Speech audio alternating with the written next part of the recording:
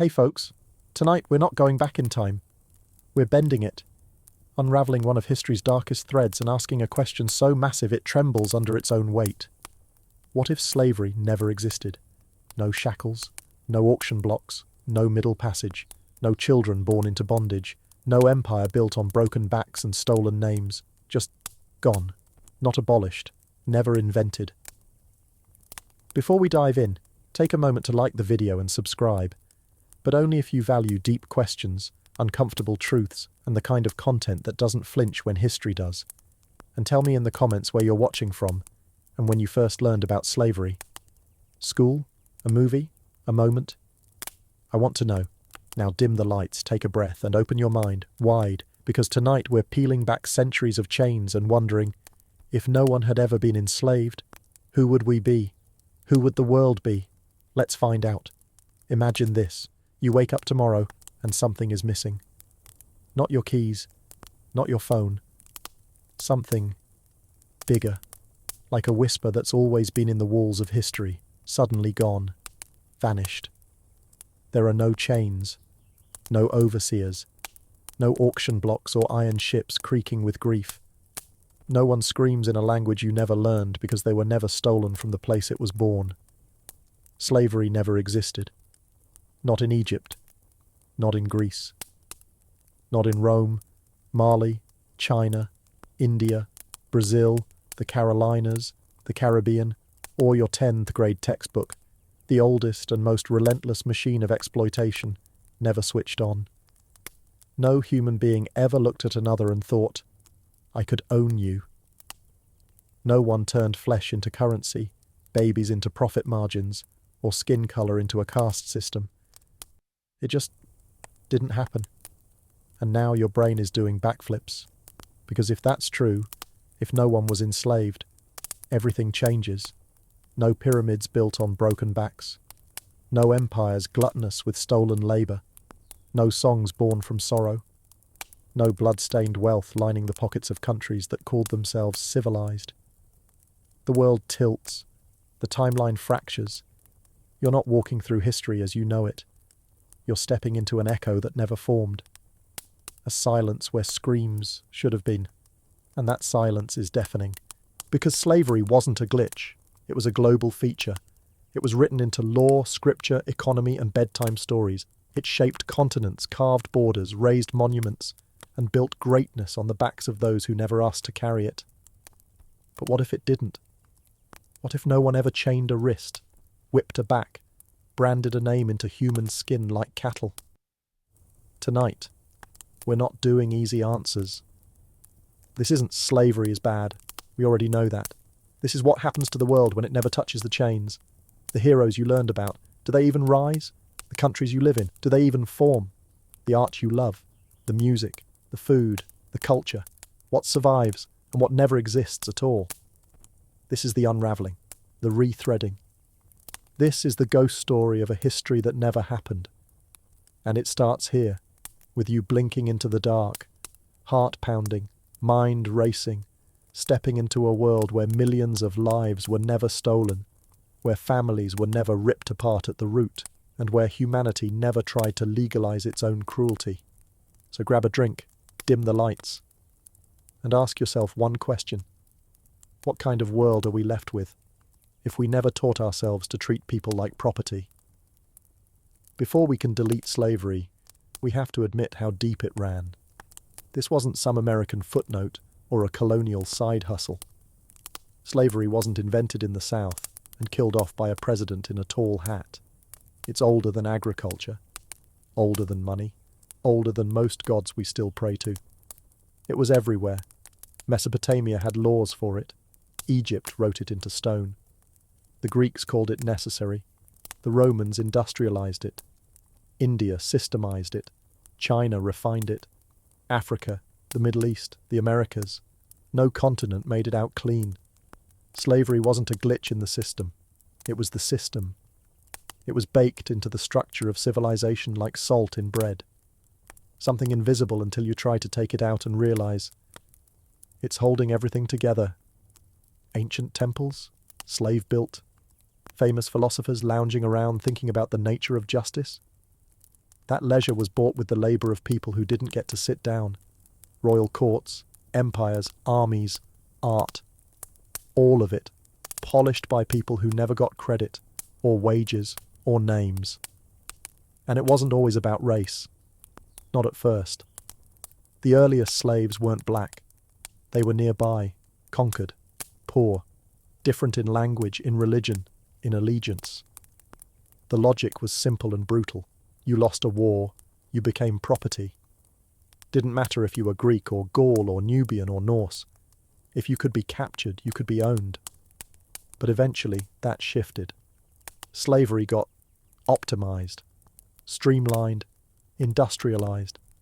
And by the time Europe started sailing across oceans in search of gold, God, and people to kidnap, slavery had turned into a global business model with built-in branding. Skin color became a shortcut for status. Geography became destiny. And the Atlantic Ocean turned into a conveyor belt of human misery. 12 million people dragged across the sea like cargo. Millions more stolen within Africa. Countless others enslaved in the Americas, in Asia, in places the textbooks don't even bother to footnote. Slavery didn't just happen once. It was a rhythm, a heartbeat, the hidden drumbeat behind entire economies. And the world didn't just tolerate it, it ran on it. So before we imagine a world where slavery never existed, we have to grasp just how much of the real one did. It wasn't just whips and chains. It was taxes, laws, churches, colonies, corporations. It was the unpaid foundation of palaces and plantations alike. To erase it from history means rewriting everything, not just the suffering, but the systems it propped up. It means asking with trembling hands and an open map, if people were never stolen, sold, and sacrificed to empire, what does the world look like now? Because slavery wasn't the shadow of the past, it was the architecture. And to imagine a timeline without it, we have to knock down every wall. Okay, deep breath. Time to hit delete. Not just on the whips, not just on the ships, not just on the bone-deep horror passed down in lullabies and bloodlines. No, we're deleting the entire idea, the blueprint, the business plan, the belief that a person could ever be a product. Gone. Slavery never existed. Anywhere. Ever. No one wakes up one day and says, "Hey, what if we turned other people into tools?" That thought never forms. That moral shortcut never gets built. The shortcut that made empires rich, churches powerful, and nations great. Gone. And with it, so much else. Let's start with the economy. Not just southern plantations or Caribbean sugar fields. We're talking the entire global system. From ancient Rome to Renaissance Italy to Enlightenment France to industrial England. Slavery was the economic cheat code, the human engine that powered palaces, ports, and parliaments. Pull it out and the gears grind. Trade slows, expansion stalls, profit margins collapse under the weight of having to pay people fairly. Cotton, not king. Sugar, still stuck in the cane. Tobacco, a niche hobby for people with a lot of free time and a deeply questionable palate. You know what else doesn't exist? The massive wealth gap between colonizers and the colonized. It still happens. Greed is adaptable, but it doesn't wear the same crown. Now, zoom out. The Americas? Still discovered. Brutal irony quotes included. But settlement is different. Slower. Harder. Colonizers have to grow their own food, build their own houses, watch their backs without armies of enslaved laborers to pad the bottom line. And that means fewer settlements, less expansion, or maybe a whole different set of colonial powers. Because not every empire survives when forced to play fair. And the culture? Oh, it shifts too. The music, the food, the language. So much of what we love today, jazz, blues, soul, gospel, hip-hop, salsa, samba, gumbo, barbecue, Creole, came from people making beauty out of agony. Take away the pain, and you change the palette. Maybe the joy's still there, but the sound, different. The spice, milder. The rhythm, unknown. There's no Harlem Renaissance. No spirituals born in cotton fields. No fight for civil rights, because there was no centuries-long war waged against basic human worth. That sounds nice, right? But here's the catch. Some of the resistance dies with the oppression.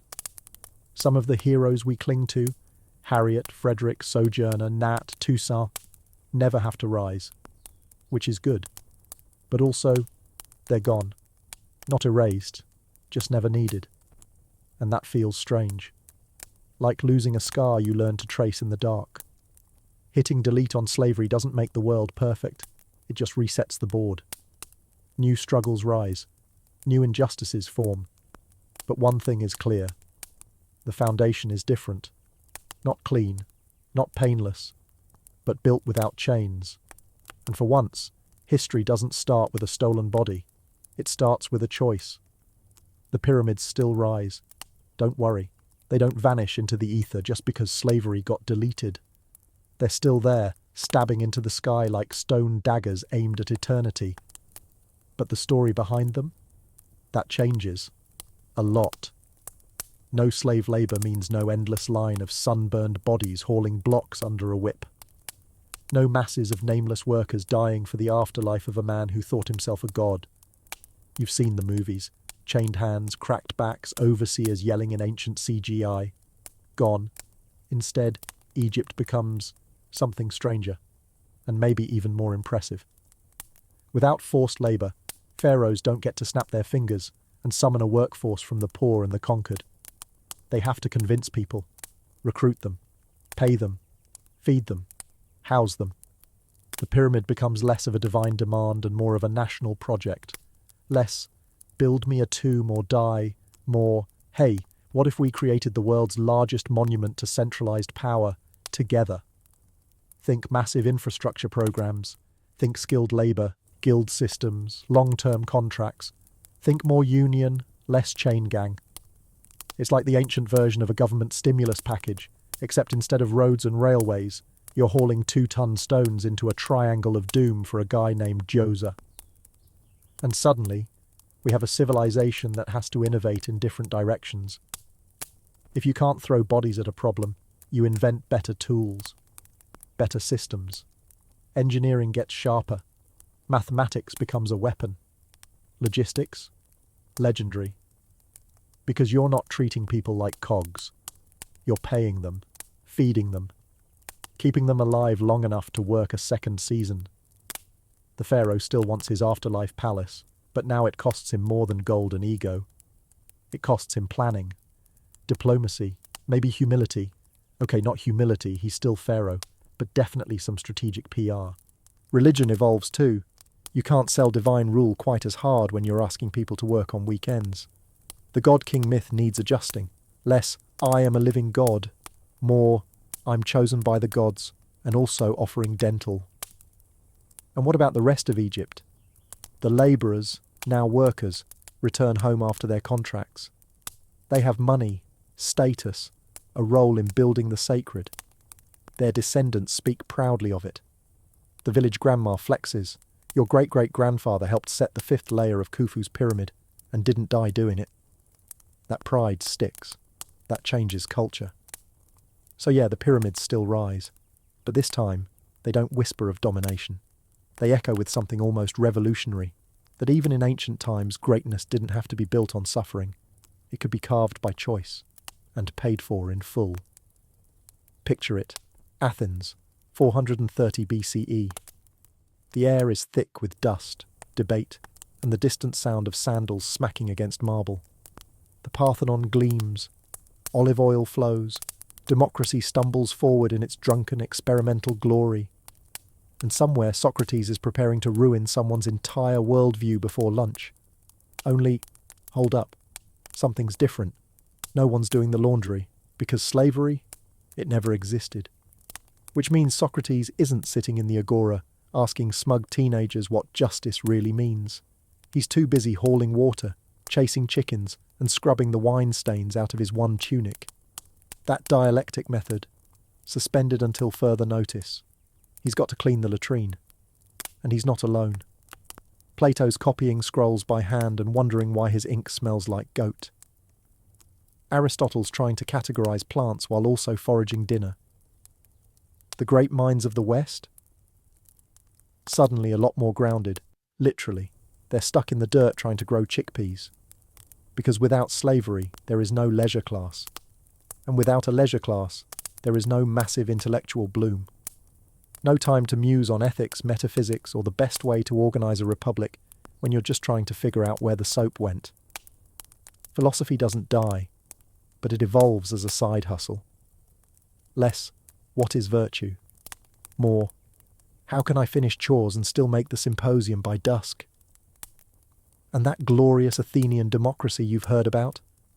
Not quite as shiny. See, Athens wasn't some idealistic proto-Scandinavia. It was built on exclusion.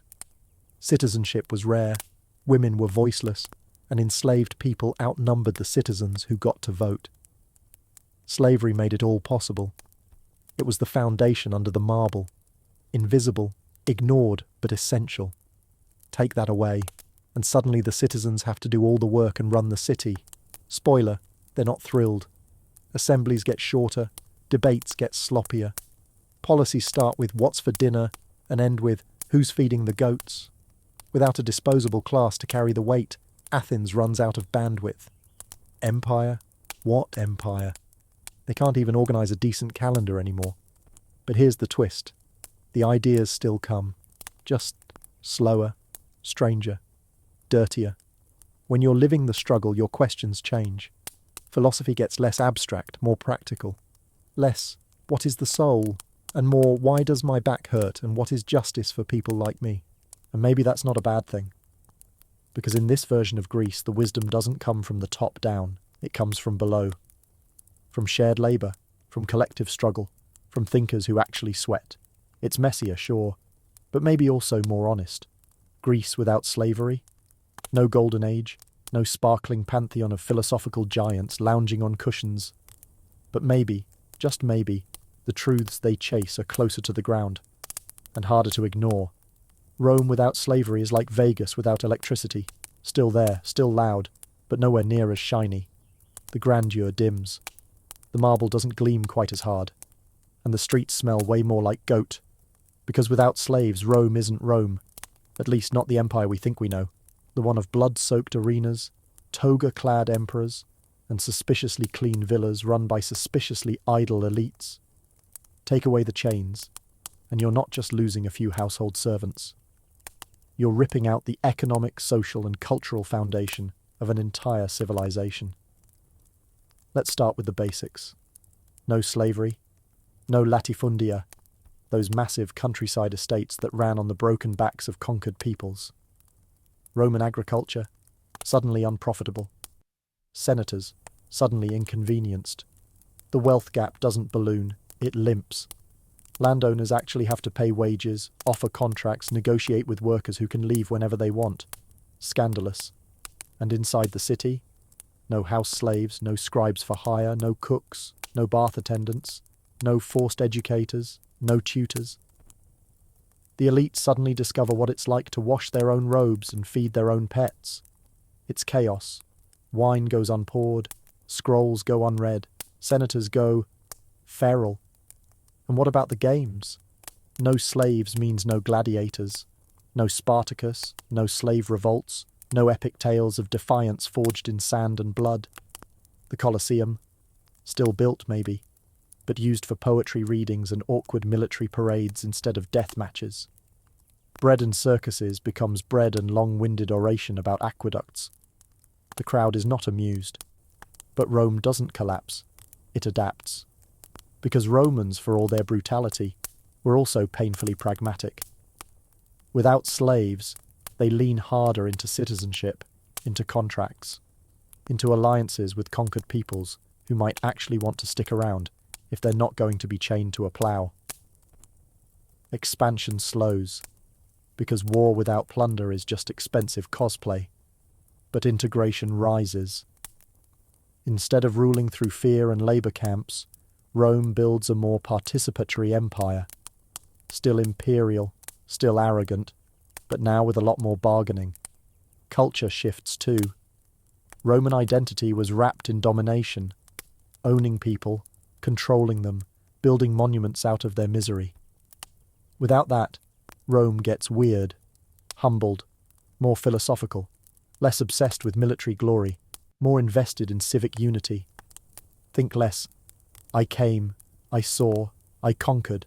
More, I came, I saw, I negotiated a fair municipal charter. And don't worry, the drama's still there. Emperors still get stabbed, senators still scheme, plots still unravel like poorly tied togas. But the stakes are different. No slave economy means fewer uprisings, fewer collapses, fewer stories of one man's freedom bought with 100 others' pain. Rome minus chains is still Rome. Still ambitious, still brutal.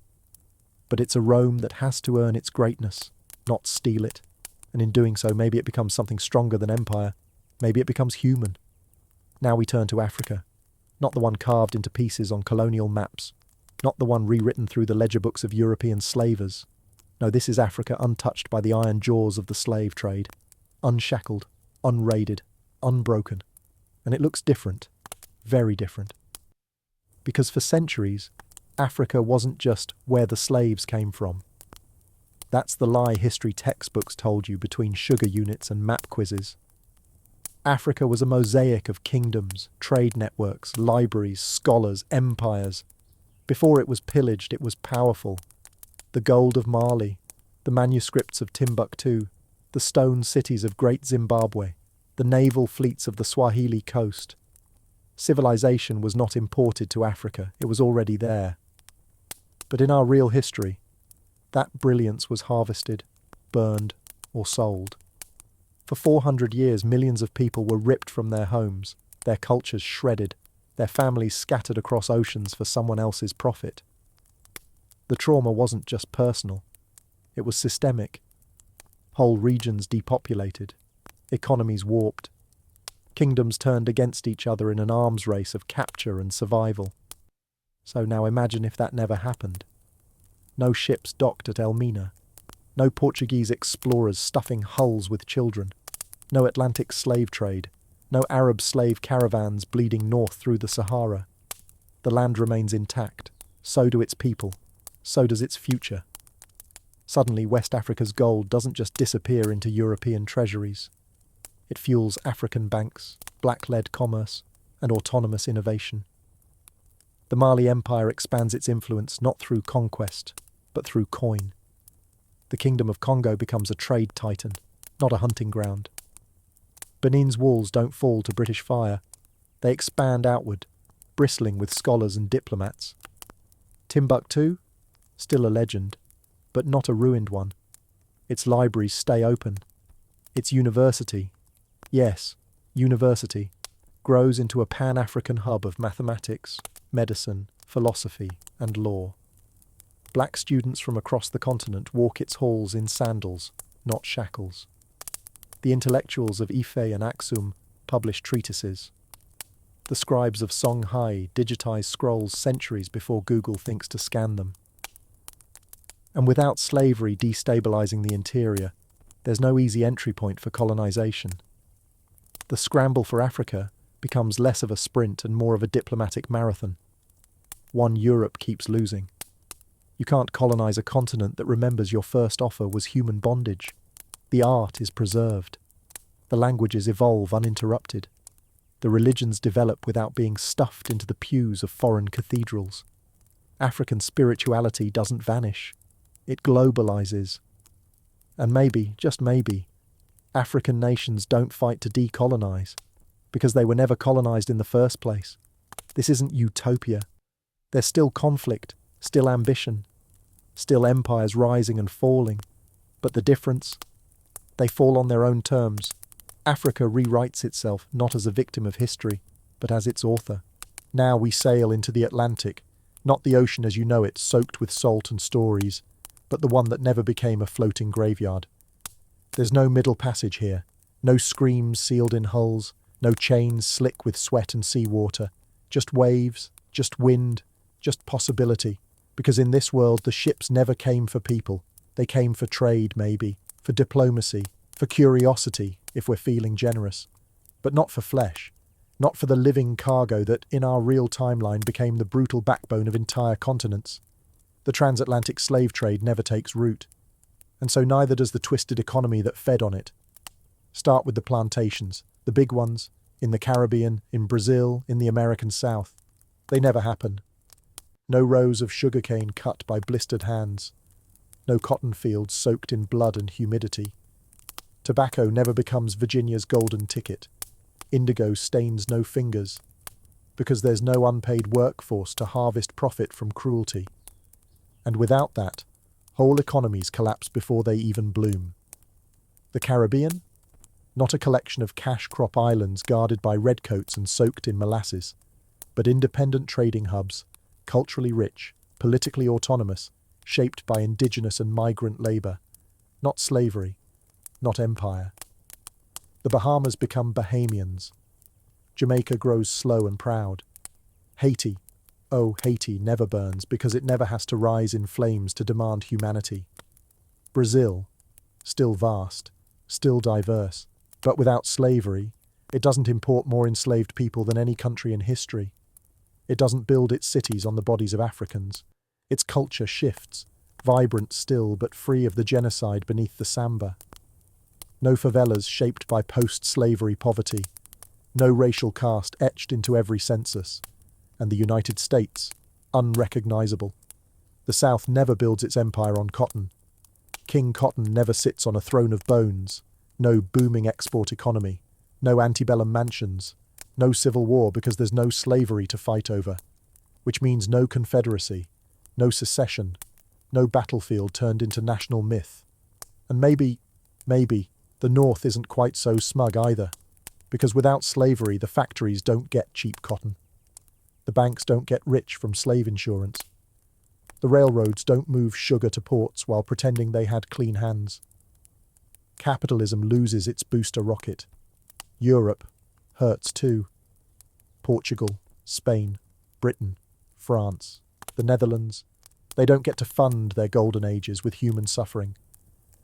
No stolen labour means slower wealth. No imperial sugar rush. Industrial revolutions hit like hangovers instead of highs. The world turns, yes, but without the grind of bones beneath it. The transatlantic what if isn't just about not stealing people. It's about never building an entire civilization on the assumption that some people are less than human. It's about a sea that carries trade, not trauma. And in that version of history, the Atlantic doesn't divide, it connects. The ships still arrive, the sails still catch wind, the explorers still name everything after saints they've never met. But something's off in this new world. Something's missing. It's labour. The Spanish step onto Caribbean soil, eyes gleaming with gold lust and manifest destiny. But there's no invisible engine humming beneath their ambitions. No enslaved bodies to carve roads through jungle, or mine silver from the earth until their lungs give out. No native people to force into labour, because in this world that option never existed. Slavery isn't a fallback. It's not even a thought. And so colonization hits a wall. The crops don't plant themselves. The churches don't build themselves. The roads, the mines, the ports, all still theoretical. The new world becomes less of a blank canvas and more of a logistical nightmare. Empires show up expecting a blank check from God and get a bill for manual labour instead. The early colonies? They struggle. Hard. Jamestown limps. Not because of conflict or bad weather. That still happens. But because nobody's working the fields for free. You want tobacco? Pick it yourself. The food shortages come fast. The winters bite harder. Starvation becomes policy. And when nobody's being dragged across oceans to do the work, the whole idea of a colony starts to seem exhausting. Suddenly the economic math no longer checks out. Why invest in a new world when your return is a bunch of half-dead settlers arguing over corn and dying of dysentery? The colonizers start rethinking their strategy. Maybe instead of conquest, they try cooperation, trade, treaties, actual diplomacy. Not because they're noble, they're just desperate. Indigenous nations, meanwhile, aren't wiped out by war and work camps. There are still conflicts, yes, there are still diseases. Smallpox doesn't politely vanish.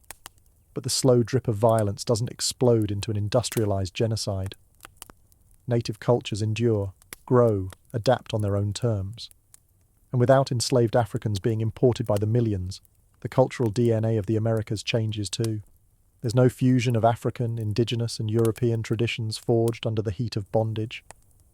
No spirituals born in cotton fields, no Creole, no Santeria, no blues, no barbecue. It's not worse, just different. Less soulful maybe, less defiant, but also less soaked in agony. Empires shrink, not from lack of desire. They still want land, gold, glory, but from lack of capacity. The machine won't run if no one's cranking it under a whip, so colonization doesn't vanish, but it softens, stumbles, redraws itself. The Americas become something slower, more pluralistic, a patchwork of languages, cultures, settlements, some European, some indigenous, none built on stolen labor. The myth of the untamed frontier never becomes an excuse for genocide. The plantation never becomes a symbol of elegance. And Manifest Destiny gets downgraded to a very confusing road trip. In this version of history, the new world isn't discovered. It's negotiated. Cotton doesn't scream, but in our world, it definitely bled.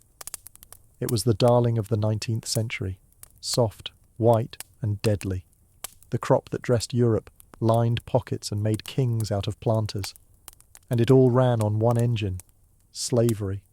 Human beings forced into fields, sunrise to sunset, picking, dragging, suffering, so the world could wear shirts and sip tea on embroidered cushions. But in this timeline, that engine never exists. No slavery means no mass exploitation, no millions of stolen hands to harvest cotton across the American South, the Caribbean, or Brazil, which means the cotton industry doesn't rise. It face plants. Because here's the thing no one likes to admit. Cotton is terrible. It's picky, labor-intensive. It eats land, drinks water, and demands a workforce that won't walk away when their fingers bleed. Without unpaid labor, it's a nightmare crop. Profitable only when you don't pay the people picking it. So what happens in a world where every picker gets paid, housed, fed, and, shocking twist, treated like a human? It collapses. Plantations don't pop up like mushrooms after a rainstorm. Investors don't pour money into a crop with razor-thin margins. Landowners turn to less demanding agriculture, grains, vegetables, anything that doesn't require endless rows of white puffballs and a workforce the size of a small army. And without cotton? The ripple hits hard. The textile mills in Manchester, in Lowell, in Lyon, they don't boom. Machines built to chew through raw cotton sit silent or pivot to wool and flax. The Industrial Revolution, that grand mechanical uprising of steam and steel, slows, maybe even stalls. Because while the machines ran on coal, the markets ran on cotton, and cotton ran on pain. British wealth grows at half speed. American exports shrink to a drizzle. The entire North-South divide in the US never ignites. No king cotton, no cotton gin explosion, no economic justification for expanding slavery into new territories. The Civil War never comes, at least not for the same reasons. Globally, fashion changes. No cheap cotton means no mass production. Clothes remain expensive. Labor stays local. Fast fashion dies in the womb. You wear one outfit for the week, maybe the month, and you treasure it. Laundry is sacred. Buttons are heirlooms. And the average person doesn't own 12 t-shirts that all say, "Live, laugh, love" in pastel cursive. And culturally, entire worlds vanish. No antebellum myth. No Southern Gothic. No Gone with the Wind. The cotton fields don't become backdrops for pain, protest, and poetry. They remain what they always were before the whip. Fields. Quiet, unimpressive, unpicked. The cotton conundrum is simple. No slavery, no cotton boom, no industrial revolution as we know it. Progress still happens, but slower, more human, less hellish. And maybe that's the trade we finally stop calling a loss. No slavery, no civil war. Sounds like a win, right? No blue versus grey. No blood-soaked battlefield stretching from Gettysburg to Shiloh. No brothers killing brothers. No burning cities. No war fought over whether one group of humans got to legally own another. The worst moral crisis in American history never ignites, because the match, slavery, never existed. But history, like plumbing, doesn't work well when you just rip out the pipes and hope the water finds its way. Without slavery, the Civil War doesn't erupt. But what rises in its absence is complicated. Start with Lincoln. He still exists. Tall hat, long face, razor wit. But he's not the great emancipator. He's not delivering speeches at Gettysburg or signing the proclamation that cracks the nation in half. Because there's nothing to emancipate. No system of bondage to shatter with pen and war. That changes everything. No Lincoln as a martyr. No Union preserved through blood and fire. Maybe he's just another competent president. Beloved, sure, but not mythologized. His monument gets downsized. Less marble throne, more tasteful plaque. And without the war, no Reconstruction. No federal troops sent south to enforce new rights because the rights were never stolen. No black codes, no Freedmen's Bureau. No 40 acres and a mule that never came. The post-war scars never form, but neither do the amendments that tried, however messily, to heal them. The 13th doesn't need to exist. The 14th, maybe never written. The 15th, possibly forgotten. And that's where the trouble starts. Because slavery didn't just create suffering, it forced the country to confront it, to define freedom, citizenship, equality. Those questions don't get asked with the same urgency in a world where bondage wasn't the original sin. Civil rights don't become a movement, not because they're unnecessary, but because the trauma that sparked them never explodes into national reckoning. And racism? Still here, oh absolutely. Because while slavery isn't the root of all racism, it sure gave it a brutal megaphone. Without it, race doesn't disappear, it just mutates. Prejudice still festers. Colour still becomes code, but it's quieter, harder to trace. There's no one clean victory to rally around. No Emancipation Day. No Juneteenth. No symbolic chains shattered. And politically, the map looks different. The South doesn't secede, but it also doesn't get reconstructed. That means no temporary black voting blocks, no black politicians rising during Reconstruction, no glimpse, however brief, of multiracial democracy. Progress stalls. The fight for equality becomes more of a slow burn than a bonfire. So yes, no war. No 600,000 dead. No burned Atlanta or bloody Antietam. But also no seismic shift. No national reckoning. No urgent call to define who counts as American. Slavery's absence prevents the war. But it also prevents the hard-earned answers that came from the ashes. And in that silence, new problems grow. Just wearing cleaner clothes. Now close your eyes and try to imagine Black America without chains in the foundation.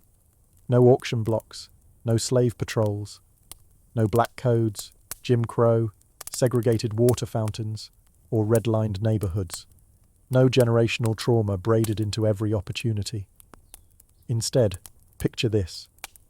Africans arrive in the Americas not as cargo, but as colleagues, travelers, traders, scholars, workers, artisans. They step off ships not in shackles but in shoes, with passports, with names that won't be stolen or misspelled into history. They bring culture, language, spirituality, not as fragments of something lost, but as tools for something new. And everything that followed shifts. No stolen family trees means no genealogical amnesia. People know where they come from, not just spiritually, but geographically. Senegal, Nigeria, Ghana, Ethiopia, not slave coast, not somewhere in Africa, actual places, lineages traced like gold threads, stories passed down, not buried beneath trauma, and the culture, still rich, still explosive, but the root is pride, not survival. Imagine hip-hop built on triumph instead of protest, still raw, still revolutionary, but born in a world that didn't try to silence it before it had a beat. Gospel still rises, but it sings joy instead of deliverance. Blues still aches, but not from pain handed down in whips and work songs, just heartbreak, like the rest of us. Jazz still bends time, but with more celebration and less sorrow. Cuisine? It's not soul food salvaged from plantation scraps. It's culinary tradition fully intact. West African spices mixed with Caribbean brightness, southern abundance, and none of it filtered through hunger. Collard greens don't taste like resilience. They taste like heritage. And fashion? Black aesthetics evolve without being criminalized. Dreadlocks aren't workplace controversies. Afrocentric style isn't protest. It's normal. Hair isn't politicized, it's just hair. Culture isn't urban. It's just culture. No stolen dances going viral only after a white influencer copies them. No first black person to do insert thing that should have been done decades ago. And politically? Power starts earlier. No 3/5 compromise. No systemic exclusion from education, housing, healthcare, or representation. Black communities are present in Congress, academia, business, from the beginning. They don't have to fight to be included because they were never excluded in the first place. But this isn't utopia. Racism still tries. It always does. But without the centuries-long head start slavery gave it, white supremacy doesn't entrench itself. It doesn't write the rules. It doesn't redraw the maps. It doesn't have a constitution whispering its name. Black America becomes not a survival story, but an origin story. One of innovation, leadership, community, and cultural fusion without the scars. Not less powerful, just differently powerful. More Wakanda, yes, but not the fantasy of flying tech and warrior kings. More like what Wakanda represents. Sovereignty, brilliance, pride, without apology. Because in this world, blackness was never chained. It walked in free. And it stayed that way. Capitalism still happens. People still want stuff. They still want more stuff than their neighbours. They still want to buy low, sell high, and retire on a yacht named work ethic. But without slavery, without millions of unpaid hands greasing the gears, capitalism limps out of the gate instead of sprinting. The economy of exploitation dies young. Not with a bang, with a confused shrug and a broken ledger. Because here's the uncomfortable truth. Slavery was capitalism's cheat code. A booster rocket strapped to the side of a system that was supposed to reward innovation, but instead rewarded domination. The first global corporations? Dipped in blood. The Dutch West India Company, the Royal African Company, sugar barons, cotton kings. They didn't rise because they were clever. They rose because they had access to free labour and zero moral speed bumps. Take that away, and the market changes. Not overnight, but fundamentally. Suddenly that British banker can't get rich off financing slave voyages. That French aristocrat doesn't build generational wealth from sugar. That American railroad doesn't get a free ride hauling cotton picked by hands that never got to stop. The money doesn't disappear, but it has to earn itself. Factories still happen, but slower, with real wages, real workers, and real limits. No slave-picked cotton means no endless fuel for textile mills. No free labour means industrialists have to negotiate with their workers, not just replace them. Labour rights don't come from strikes and bloodshed. They're baked into the system from the start. Because humans were never widgets, and no one ever tried to pretend they were. Global trade? Less brutal, more balanced. Africa doesn't get gutted and sold. Its gold, spices and intellect enter the market with its people, not instead of them. Colonies struggle to turn profit without forced labour. Empires shrink or adapt. The wealth gap between the West and the rest, still there, but narrower, not chasm-wide. And capitalism changes shape. It can't rely on domination.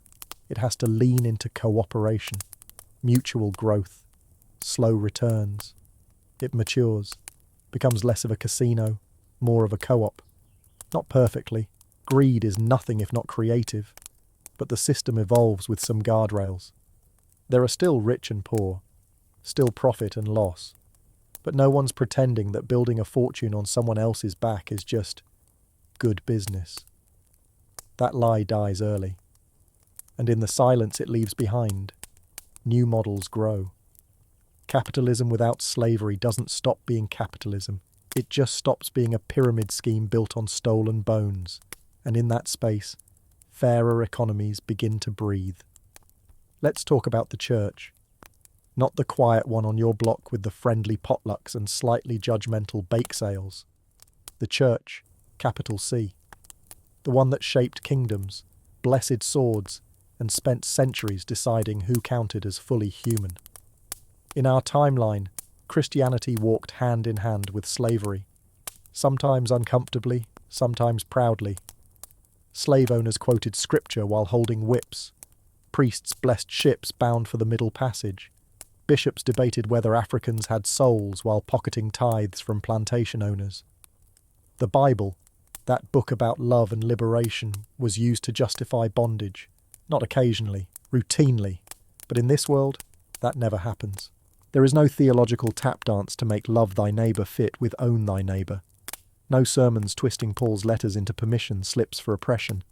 No awkward silence about Exodus when half the congregation is literally enslaved. Slavery, as a concept, never appears, which means the church has no excuse. And also no stain. Christianity grows without that original sin baked into its doctrine. And that changes things. A lot. The early church, persecuted and poor, stays closer to its roots.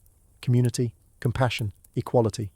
There's no detour where it becomes the moral wingman for empire. No crusade to defend the God-given right to own people. Evangelism spreads, but it spreads like an idea, not an excuse to colonize. Missionaries preach, but they don't arrive with chains and maps. They don't baptize with one hand while enslaving with the other. The teachings shift to more focus on liberation, on actual justice, not the metaphorical kind you preach to enslave people while telling them heaven is the only place they'll ever be free. Churches in Europe don't get built on sugar money. The Vatican doesn't quietly benefit from colonialism. The curse of Ham, that bogus theological argument used to justify black enslavement, never even gets invented. And maybe, just maybe, the Christian identity doesn't get hijacked by white supremacy. Because without slavery, there's no theological infrastructure propping up racial hierarchy. No southern pastors defending slavery as biblical. No plantation chapels where enslaved people are told obedience is holy and suffering is divine. No generations raised to believe that oppression is somehow sacred. The result? A cleaner conscience. Not perfect, not pure, but less entangled with blood-soaked prophets. And Christianity looks different. Black churches don't rise as acts of resistance. They rise as foundations, equal participants in the spiritual story, not marginalised branches fighting to reclaim dignity. Liberation theology doesn't have to scream, it gets to speak. Women's roles shift. Global Christianity decentralises. The pulpit stays political, but it's grounded in solidarity, not hypocrisy. Christianity without slavery isn't just less cruel, it's more honest, more aligned with its founder, a poor, brown-skinned man executed by the state for challenging power. Funny how easy that is to forget when your pews are built by people who couldn't leave the building. Britain without sugar is like a pub without ale, still loud, still proud, but not nearly as profitable. Because sugar wasn't just a treat, it was everything. The white gold of the empire, the addictive powder that turned tea into a national obsession, desserts into status symbols, and human beings into capital assets. Sugar didn't just sweeten Britain's tea. It bankrolled its navy, its cities, its imperial ambition. But in this world, the sugar never flows, because the plantations never rise, because the enslaved labour never comes. And suddenly the British Empire gets a financial hangover before the party even starts. Let's rewind. In our timeline, the Caribbean becomes Britain's ATM. Jamaica, Barbados, St. Kitts, not vacation spots, but grinding machines of monoculture and misery. Enslaved Africans planted, cut and boiled cane in heat that melted skin. Profits flowed like rum. London banks fattened. Port cities bloomed. The empire grew teeth. But now imagine this. No sugar colonies, no triangular trade, No docks full of chained humans being turned into spreadsheets. The plantations never run because there's no one to force into the fields. And without sugar, there's no fuel. The economy stutters. West India merchants never get rich. Liverpool and Bristol never become international trade hubs dripping in blood money. The Royal Navy still exists, but without the cargo to protect, its sails flap in a less profitable breeze. Parliament still passes laws, but there's no planter class whispering in its ears and stuffing its pockets with molasses-soaked coins. Even the Industrial Revolution feels the hit. No sugar means fewer cheap calories to fuel factory workers. No massive slave-based export economy means fewer capital surges to invest in steam engines and textile mills. Progress still comes, but it's slower, grittier, more working class, less aristocratic, and colonization loses momentum fast, because without Caribbean wealth, there's no proof of concept, no quick empire ROI. India doesn't become the crown jewel, maybe not even a trinket. Africa doesn't get carved up because some white guy in a top hat wanted more sugar for his tea. Colonization shifts from conquest to cooperation. Maybe it never happens at all, or if it does, it walks, not gallops. British identity changes too. No sugar barons means no inherited wealth masked as nobility. No high society sipping treacly tea while preaching Christian charity. No mansions built on the whipped backs of people they never met. Culture still thrives. Shakespeare doesn't need sugar. But opulence loses its engine. And when abolition movements rise, they're not asking their country to give up billions. They're asking it to give up nothing, because slavery never existed. And sugar, just a bitter idea that never found a way to taste sweet. Britain without its sugar high sobers up fast. The empire still builds, but with fewer bricks, fewer flags, and a conscience that might actually show up to Parliament on time. Ah, the Enlightenment, that glittering era of salons, symphonies, powdered wigs, and men congratulating themselves on discovering liberty while sipping wine financed by human misery. It was supposed to be the age of reason, of freedom, of progress, and it kind of was, for white, land-owning men who weren't being harvested for sugar or chained in basements beneath those lovely candle-lit libraries. But in a world without slavery, the Enlightenment actually gets a chance to live up to its name. Because without slavery, there's no need for philosophical gymnastics to explain why one group of humans deserves rights while another group deserves to be auctioned. No Voltaire writing witty letters by candlelight while investing in the slave trade. No Jefferson penning, "All men are created equal," with one hand while enslaving hundreds with the other. No Kant using logic like a scalpel to cut humanity into categories. Enlightened Europeans here, primitive others, way over there. The contradiction disappears, so the excuses don't get written, which means the thinkers, Rousseau, Locke, Hobbes, Montesquieu, they don't waste their mental energy crafting elegant arguments to justify inequality.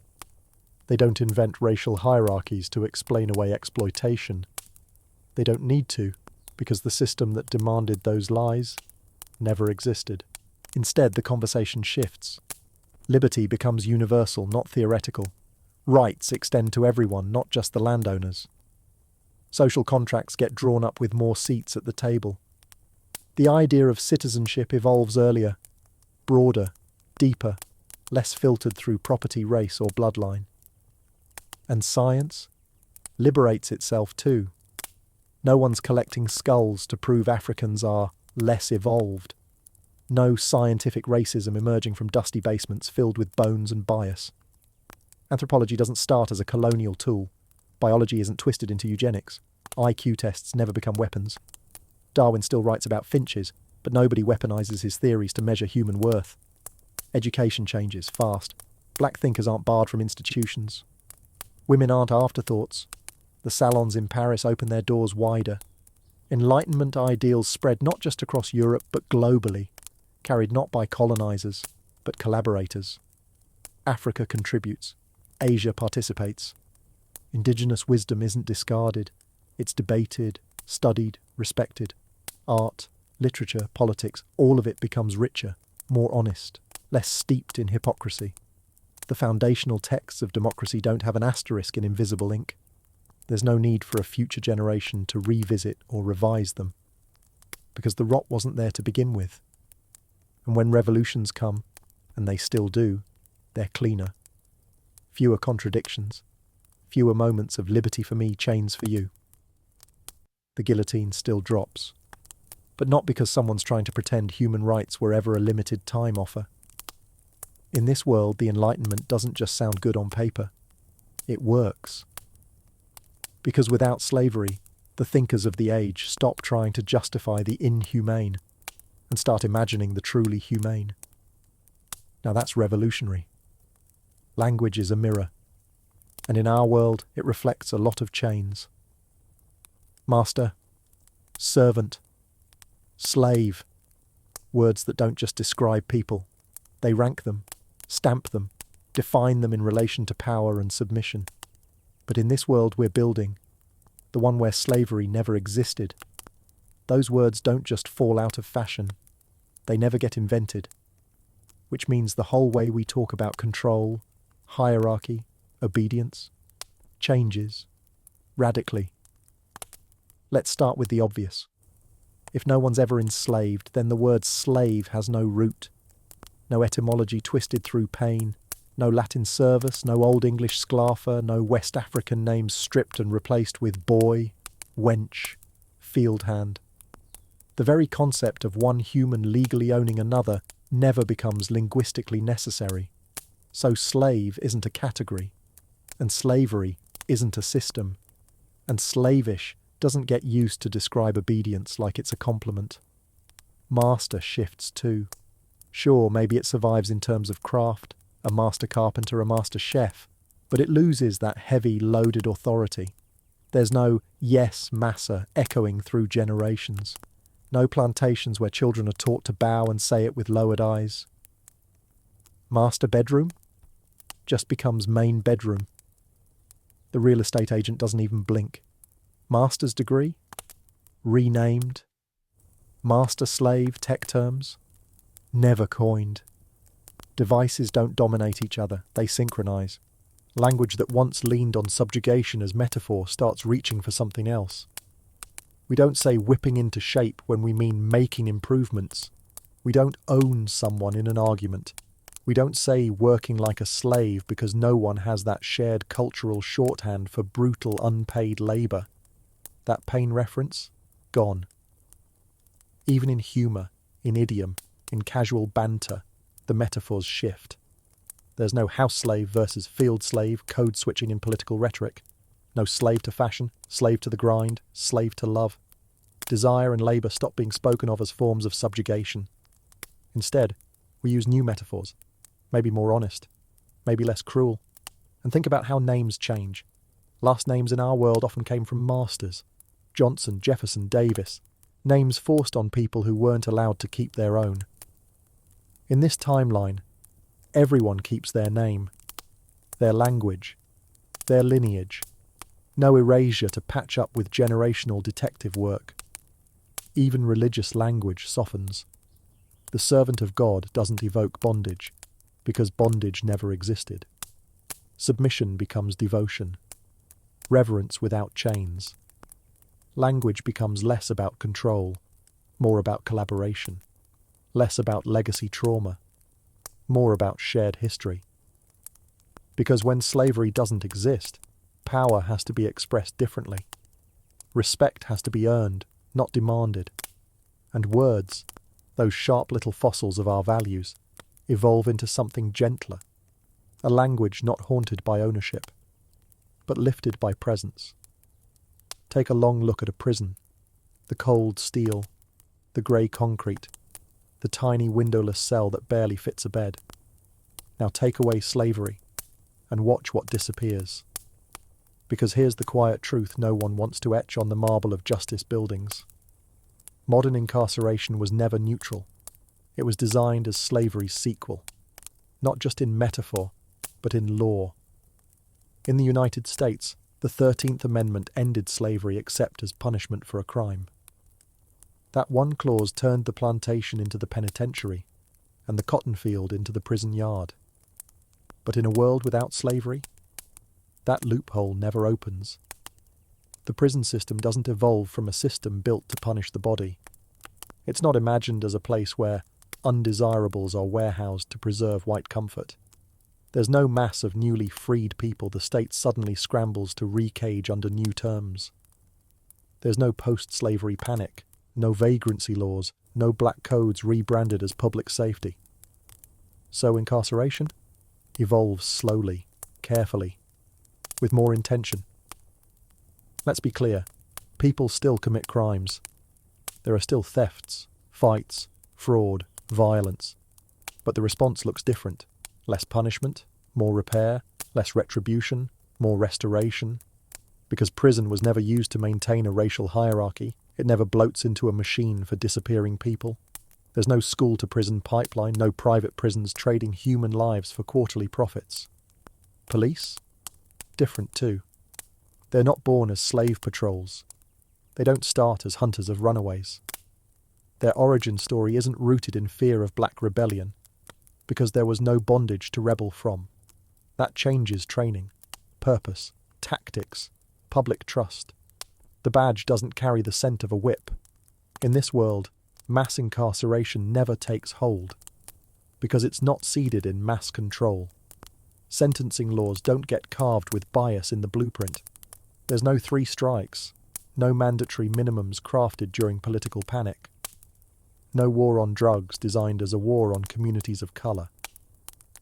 Without slavery, politicians can't use coded language like super predators or urban crime and expect applause. That dog whistle never built. And race still exists. Prejudice still festers. But prisons don't become a mirror of slavery wearing new clothes. They don't become the default solution to poverty, addiction, or mental illness. Because the legal system never practiced treating entire populations as disposable. Instead, you get alternatives, mediation, community justice, shorter sentences, more investment in prevention than punishment. It's not perfect, human still human. But the cage is the last resort, not the business model. Without slavery, justice doesn't mean control. It means accountability. Reform doesn't have to be radical, because the rot never took root. And prison becomes a place people pass through, not a place they're buried. Brazil without slavery is still vast, still lush, still a fever dream of jungle, ocean and promise. But it's also unrecognizable, because in our world, Brazil imported more enslaved Africans than any other country, nearly 5 million souls, more than the entire US slave trade combined. If the Atlantic slave system had a heart, it beat in Brazil. And it beat hard. But in this timeline, that heart never starts. No slave ships docking in Salvador. No sugar plantations in Bahia swallowing whole generations.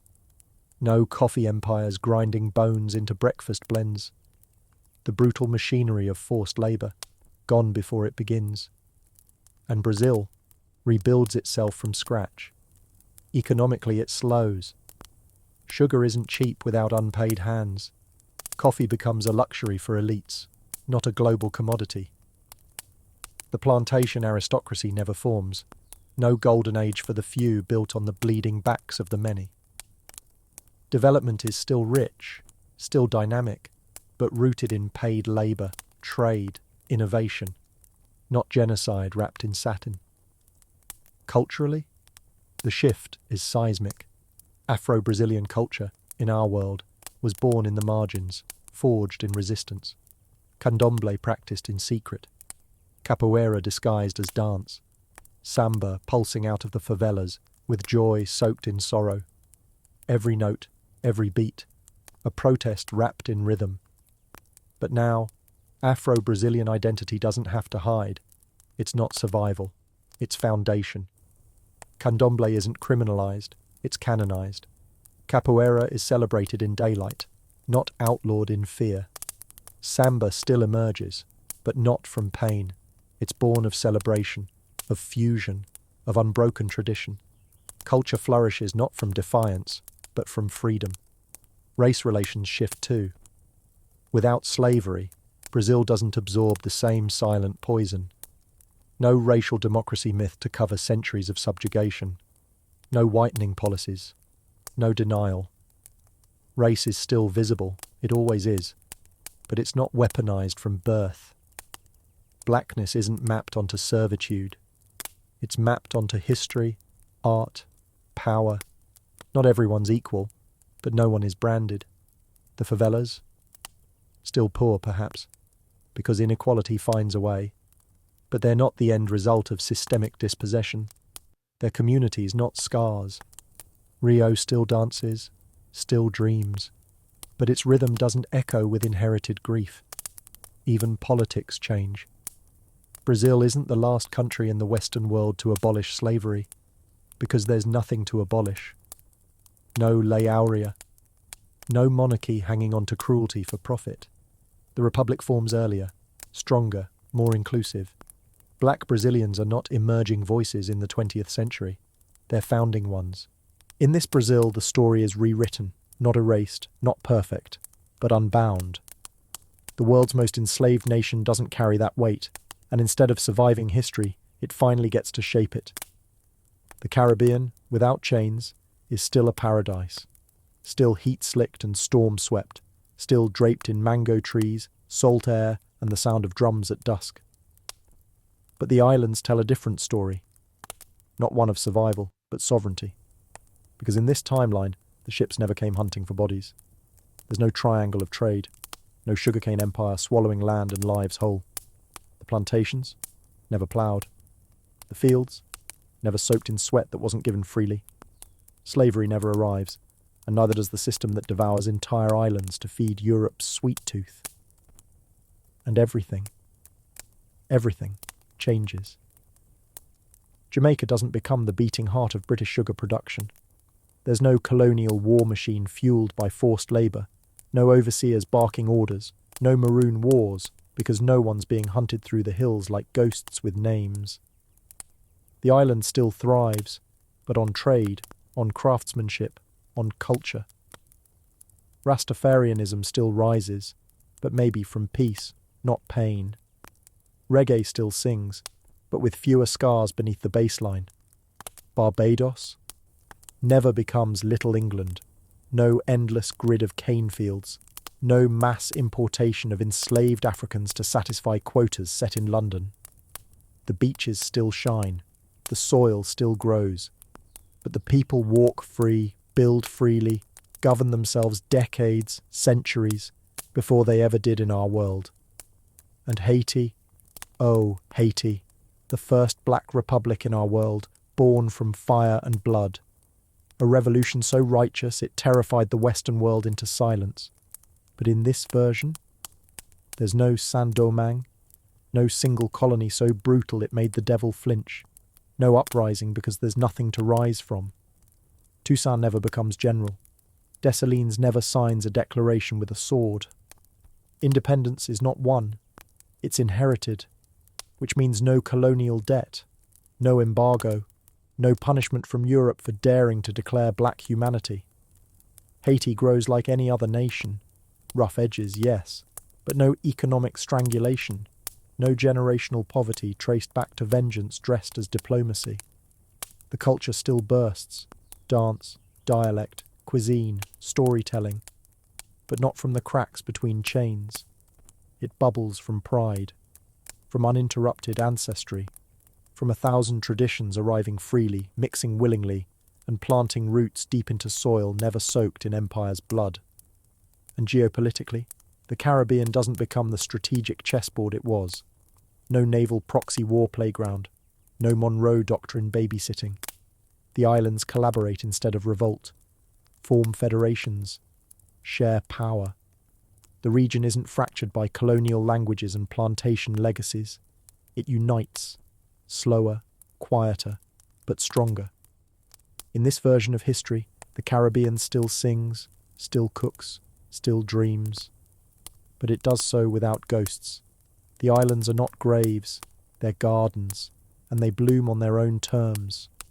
In the world without slavery, colonial powers still show up hungry, for land, for gold, for power. But this time, they're short-handed, literally. No enslaved labor means no human cushion between imperial ambition and logistical nightmare. No instant workforce to clear forests, build forts, mine hills, or plant cash crops on stolen earth. And when empires can't outsource the suffering, they do what they've always done. Take more land. Fast. Brutal. Desperate. Which means indigenous people, from the Iroquois Confederacy to the Mapuche to the Arawaks, are no longer pushed aside as enslaved labor. They're pushed aside instead of enslaved labor. The colonizers still come, still armed, still infected. But the playbook is different. There's no enslave, extract, replace. There's only occupy, which makes indigenous resistance sharper and more prolonged. Because here's the thing. In our world, indigenous populations were decimated by disease and exploitation. Millions were enslaved in the early stages of colonization. When that became inconvenient, or politically toxic, Africans were dragged in to replace them. The violence never stopped. It just shifted targets. But in this world, there's no swap, no fallback plan. Colonizers have to confront native resistance head-on for generations. The results? Mixed. Fierce. In some places, resistance lasts longer. The numbers stay higher without forced labor-draining bodies. Entire nations don't disappear into the mines of Potosi or the sugar fields of Hispaniola. There are more warriors, more alliances, more options. The Pueblo Revolt of 1680 still happens and spreads. Tecumseh's Confederacy, stronger, broader. The Trail of Tears, maybe it never marches or ends in a different kind of standoff. Indigenous nations don't just fight harder, they negotiate from a different place. Colonial powers lacking labor and unsure of their footing can't afford constant war. Treaties get signed sooner, respected longer. The land is still under threat, but the people on it have more leverage, more time, more breath. But in other places, the opposite. The violence intensifies early. If the colonizers can't enslave, they exterminate. If they can't coerce, they conquer. Faster, bloodier, with fewer excuses. There's no economic incentive to preserve the population when you're not trying to force them into labor. The missions don't run. The encomienda system never forms. Some tribes vanish not through servitude but through sheer unrelenting conquest. And yet, something different takes root. Without slavery as the engine of empire, colonization doesn't scale as easily. The New World doesn't get paved over with the same speed. Indigenous cultures aren't erased. They endure. More languages survive. More ceremonies. More land.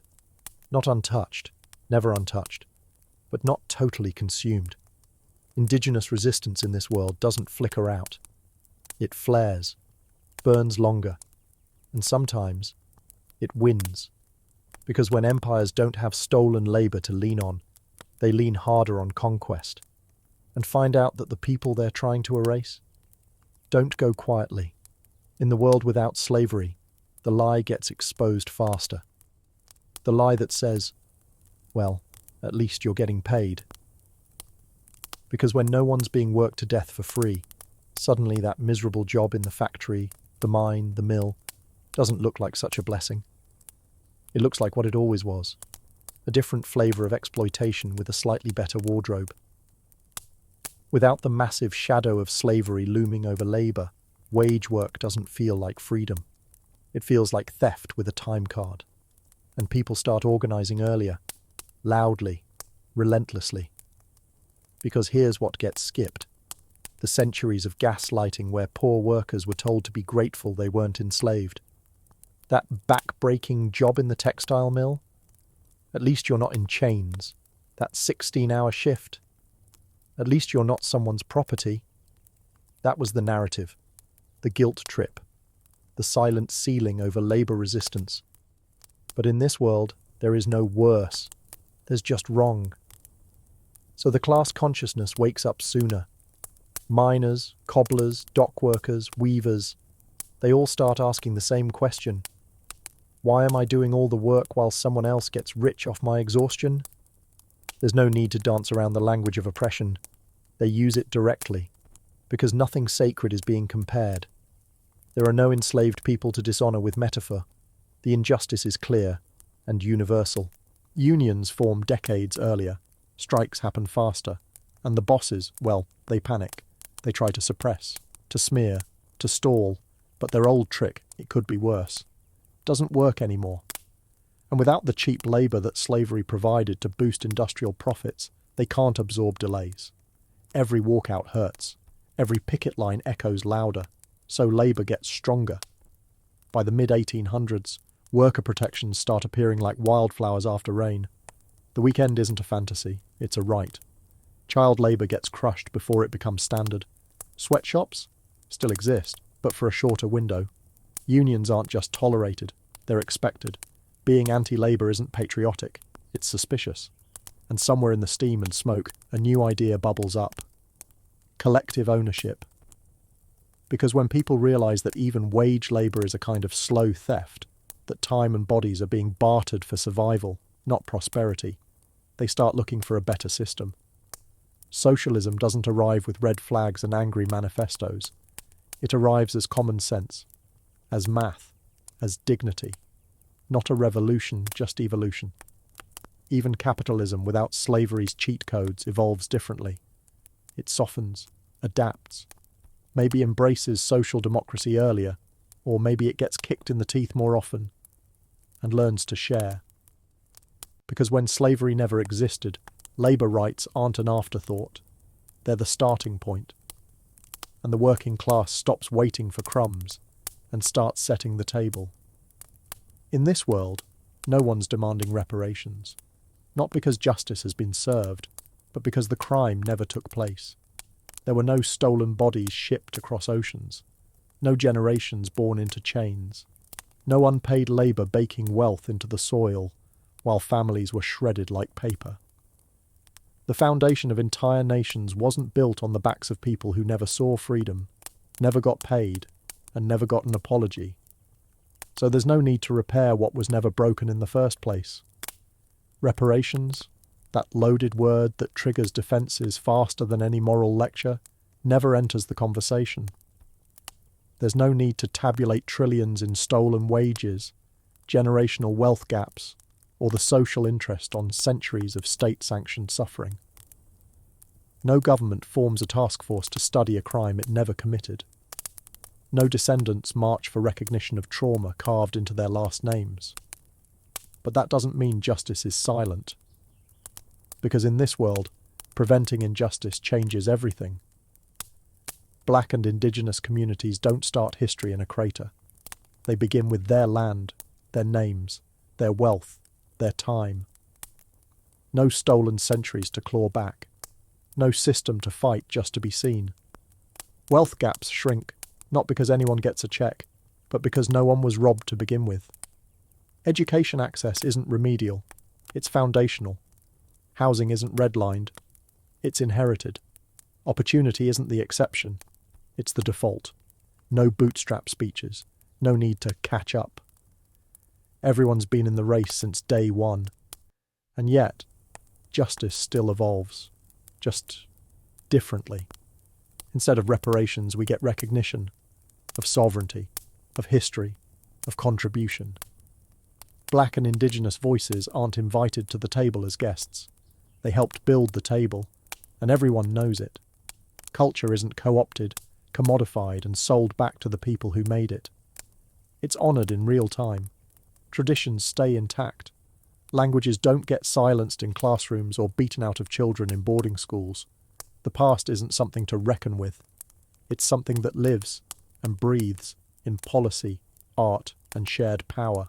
And what about the rest of the world? Europe doesn't owe its former colonies a debt it refuses to admit. The Americas don't carry the guilt of genocide with a side of exceptionalism. There are still injustices, still inequality. But not because of the slow systemic rot of slavery. It's because humans still make selfish decisions, not because they inherited a blueprint for domination. Reparations in this world, unnecessary. Because justice wasn't delayed, it was designed, from the beginning. And for once the future wasn't born in apology, but in equity. Slavery's gone. wiped from the record. The chains never clinked. The auctions never echoed. The plantations never groaned with the weight of unpaid labour. And yet, racism? Yeah, still here, just wearing different clothes. Because while slavery amplified racism, industrialised it, monetised it, wrapped it in theology and law, it didn't invent the urge to fear the other. That ugly little reflex, that came standard with the human brain. Tribalism, suspicion, the need to sort and label. You're not like me, so I'll put you below me. It existed before the whip ever cracked. Slavery took that impulse and made it profitable. But in this world, where that system never forms, the impulse still lingers. It just mutates. Without slavery, racism doesn't get legalized, but it still gets whispered. Prejudice becomes more cultural than structural, less about economic domination, more about identity. Ethnic tension replaces racial caste. People still create in-groups and out-groups, still draw lines between us and them. Skin tone, language, religion, migration status. The categories shift, but the insecurity remains. In Europe, xenophobia rises, aimed at migrants, not slaves. In Asia, caste-like systems still develop. In Latin America, colorism simmers, but without the plantation legacy baking it into policy. In the US, race still exists, but it's more like class, intersecting, blurring, political, but not prescriptive. You don't inherit second-class citizenship through your skin, but bias doesn't vanish. It never does. The stereotypes still form, the caricatures still spread, but without the centuries of scientific racism to back them, they struggle to root deep. There's no phrenology, no missing link diagrams, no plantation owners funding research to prove their own supremacy, no skull-measuring charlatans with royal grants. Instead of racial hierarchies, societies deal in cultural chauvinism, nationalism, religious purity, us versus them, just rebranded. But here's the upside. Without slavery giving racism a factory to mass produce itself, it stays more challengeable, less baked into the system. You can't point to entire institutions built on racial subjugation because they don't exist. So when prejudice rears its head, people don't have to unearth generations of rot. They just push back. And representation? Faster. Because no one's been institutionally locked out for centuries. You see more integration in education, media, leadership, art. First black president? Not a headline, just a Tuesday. Racism in this world becomes what it always should have been. A flaw, not a feature. Slavery gave it scaffolding, policy and profit margins. Without that, it loses its legs. Not harmless, not gone, but manageable. Social, personal, fightable. Because even in a world without chains, humans still fear what they don't understand. But without slavery, they have one less reason to pretend that fear was ever justified. Now we step into the heart of the matter, culture. The stuff that makes life feel like more than just survival. The music, the art, the stories we tell ourselves when no one's watching. The question, without slavery, without that centuries-deep trauma, what becomes of culture? Short answer, it still exists, but it hums in a different key. Because in our world, so much of what we call great, especially in black and diasporic cultures, was forged in fire. Blues wasn't just music, it was a lament, a code, a rebellion wrapped in rhythm. Jazz wasn't just improvisation, it was freedom in real time. Gospel was survival, sung loud enough to be heard past the plantation. Hip-hop, the voice of a people the system tried to silence, armed with poetry and a beat machine. But in a world without slavery, that pain doesn't need to be translated into song. And so the blues might not be born, not like we know it. The same way spirituals don't rise from stolen faith and stolen names. There's no need to code resistance into rhythm, no need to cry into a harmonica because no one else will listen. But culture doesn't vanish. It shifts. Instead of sorrow being the soil, you get tradition, pride, lineage that wasn't cut off but carried forward. African music evolves uninterrupted. Drums are not banned. Languages are not erased. Call and response is not a survival tactic. It's heritage, passed down like recipes and lullabies. You still get rhythm, still get funk, still get fire.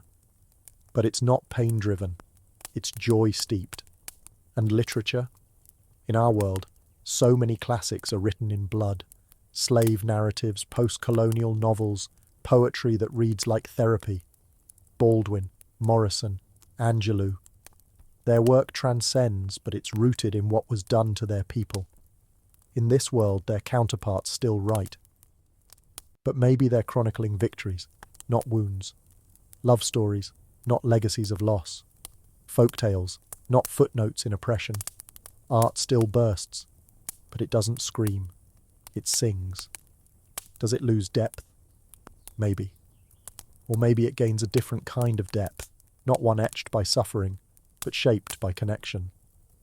Art becomes less about healing, more about sharing. Not therapy, celebration.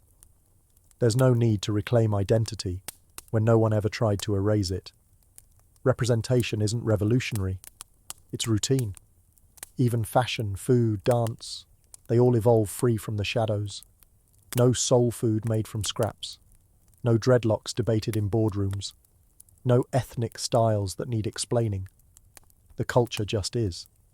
So yes, in this world there might be fewer blues, but there are more ballads, more lullabies, more anthems written in major keys.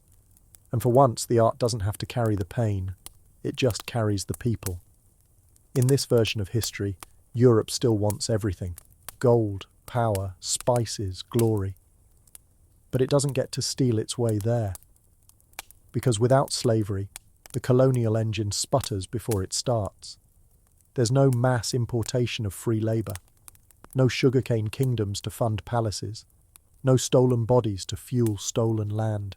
The empire game, suddenly a lot less profitable. And Europe, forced to get creative instead of cruel. Let's start with the obvious. Money. Slavery didn't just make profits.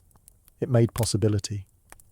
The Atlantic slave trade turned Portugal into a powerhouse, Spain into a gold-glutted beast, Britain into a naval titan, and France into a fashionable, powdered empire with sugar-sticky fingers. These weren't just countries expanding. These were economies exploding off the backs of people who never saw a paycheck. No slavery? That never happens. Portugal doesn't get rich shipping Africans to Brazil. Spain doesn't extract gold from the Americas with enslaved labour. France doesn't flood Versailles with profits from Caribbean plantations. The Dutch don't build a stock market on cocoa and bondage. Britain doesn't bankroll its industrial revolution on cotton picked for free. So colonisation becomes harder, slower, smaller.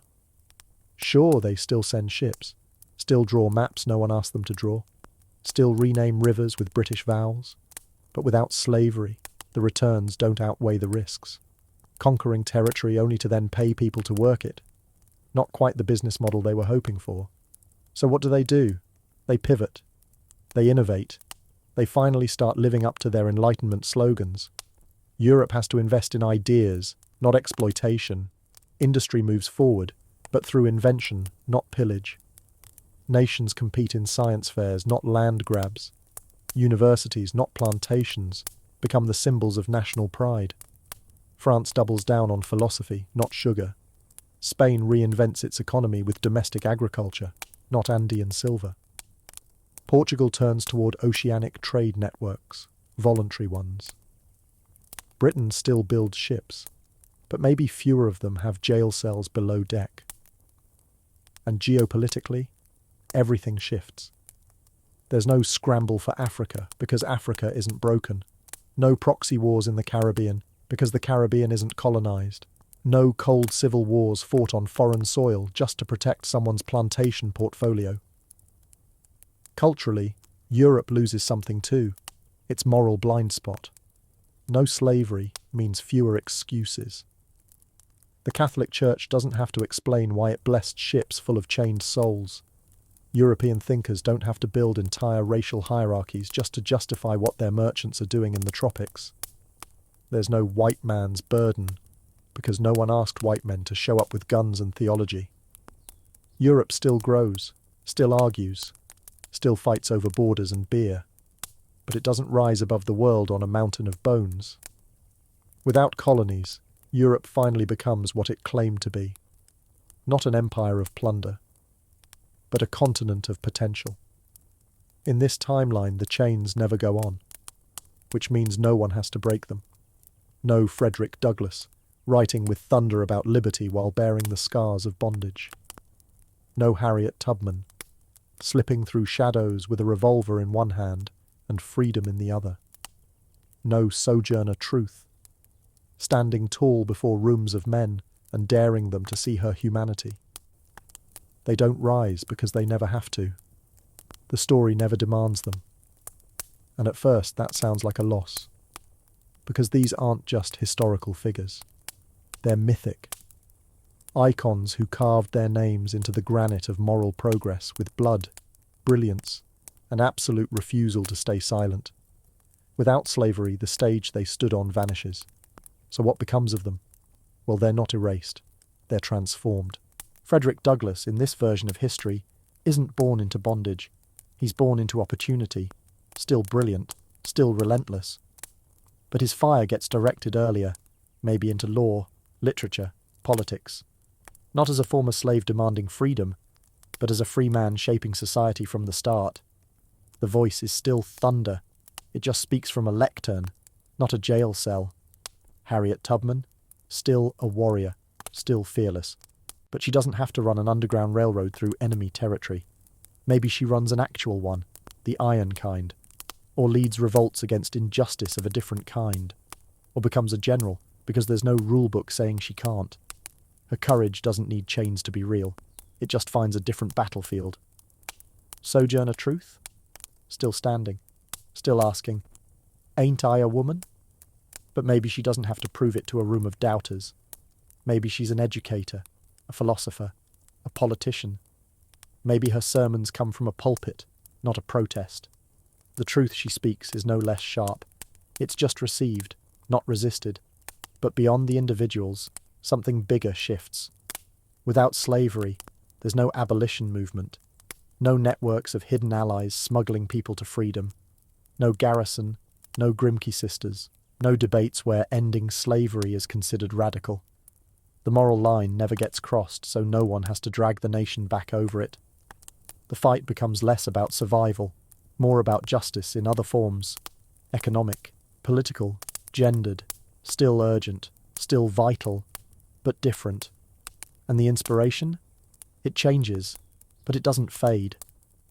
We don't grow up learning about runaway slaves. We grow up learning about unstoppable leaders, about thinkers and builders and organisers who never had to rise from horror to be great. They just were.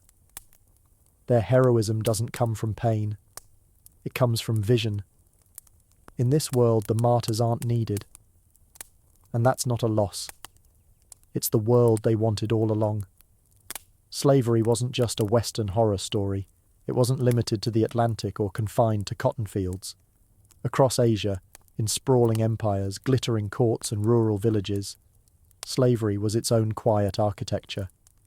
From the Ottoman harems to Mughal estates, to Southeast Asian plantations and Qing labour camps, the exploitation was woven deep into the fabric of daily life. But in this world, that fabric is never spun. The Asian slave trades vanish, not gradually, entirely, like a door that was never built, which means millions of people, women, men, children, are never reduced to property, never ripped from their homes, never renamed or resold or erased. And what rises in their place? Let's look closer. In the Ottoman Empire, slavery was more than shackles. It was institution. Janissaries raised as child soldiers, eunuchs running palaces, women trafficked into harems and renamed like pets. But without the slave trade, the empire must find another way. The Janissary Corps becomes a professional army, recruited, not abducted. The court still functions, but women aren't bought into it. Political intrigue still simmers, but without human trafficking as foreplay. Culturally, The Ottoman world doesn't revolve around the spectacle of the harem. There's no exoticism wrapped in trauma, no Western art fetishizing veiled captives. Instead of being a symbol of submission, femininity evolves within public life. Turkish women write, trade, teach, not from gilded cages but from open courtyards. In South Asia, bonded labour fades before it begins. The caste system still exists. The social stratification doesn't dissolve overnight. But the brutal economics tied to indenture, to forced servitude, to people born into inherited exploitation, gone. The Mughals, who once relied on vast labour networks of enslaved artisans and domestic workers, must innovate. They pay, they partner. Temples and forts are still built, but the blood doesn't seep between the stones. The legacy of Dalit oppression shifts. It's still a fight. Caste still clings. But it's not wrapped in legal bondage. And that distinction matters. In China, instead of indentured workers shackled to opium-laced contracts and shipped off to railroads and plantations abroad, there's migration, voluntary, organised, empowered. Chinese diaspora spreads not in desperation, but in opportunity. Chinatowns don't begin as slums of coerced labour. They start as trade hubs, education centres, political strongholds. The trauma of coolie labour doesn't brand generations with shame. And across Southeast Asia, Vietnam, Thailand, Indonesia, where slavery once propped up royal courts and agricultural estates, labour becomes communal, seasonal, contractual, still hard, still hot, but not owned. Societies still build, but without bones in the foundation. And spiritually, a shift. Buddhism, Islam, Hinduism, all once carried justifications for slavery, interpretations, loopholes, divine allowances. Without the system, the texts evolve differently. Compassion isn't a contradiction. Karma doesn't get weaponized. The divine doesn't look the other way. In this Asia, power still exists. But it stops short of ownership. And for millions of people who were once destined to be someone else's shadow, they get to become something else entirely. Free. From the beginning. Here's the paradox. When you take away slavery, the original fuel source for capitalism's hungry machine, technology either stumbles or sprints. Because in our timeline, cheap labour was the crutch that let empires limp forward without innovation. Why invent a machine when you can break a body? Why optimise when exploitation gets the job done? Why build a better future when you can profit off the suffering of the present? But in a world without slavery, that shortcut vanishes. The path of least resistance is closed. And suddenly, humans are faced with a choice. Do the work themselves, or build something that can do it better. Necessity, as always, is the loudest inventor in the room. Without enslaved labour picking cotton, tending cane, mining silver, or hauling bricks under the whip, early industrialists are forced to innovate. So maybe the cotton gin isn't just invented faster. It becomes the beginning of mechanization, not a sidekick to a slave economy. The spinning jenny, the steam engine, the mechanical reaper, all get more attention, more urgency, more funding, because without free labour, efficiency isn't optional, it's survival, and not just in the factories. On the farms, tools evolve earlier, the plough gets lighter, the water wheel gets smarter. Precision agriculture isn't a 20th century afterthought, it's a 17th century necessity. You need to feed people without extracting someone else's body to do it. That means smarter soil science, better irrigation, cooperative farming models, automation centuries before the word exists. In architecture, lifting a stone now costs money. So pulley systems, cranes, design efficiencies, all come faster. You can't just throw human suffering at a cathedral and hope for the best.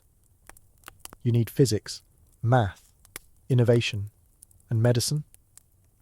Here's where it really shifts.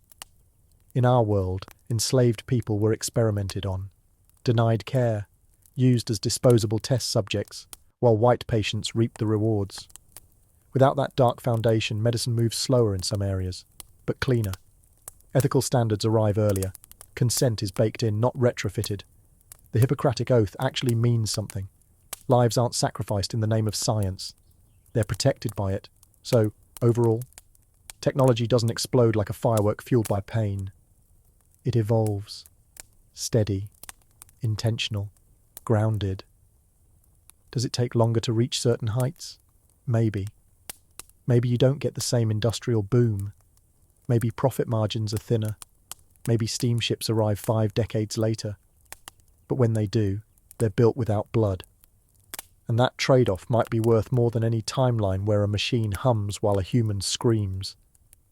Because progress without slavery, it costs more. But it also means we arrive in the future without dragging the dead into it. Education has always been a rebellion in disguise. In our world, for millions of enslaved and oppressed people, learning to read was an act of defiance. Literacy was freedom with syllables. Knowledge was the key you hid in your mouth.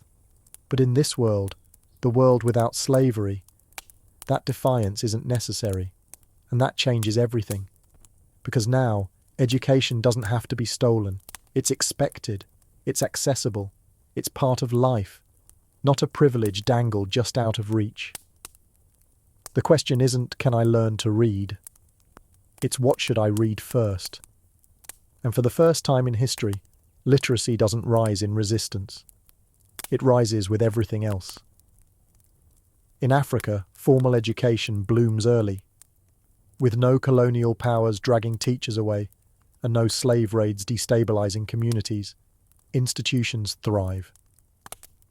Timbuktu becomes more than a relic. It's a continental hub, still alive, still teaching. Mathematics, astronomy, medicine, philosophy, taught in ancestral languages, not forced foreign tongues.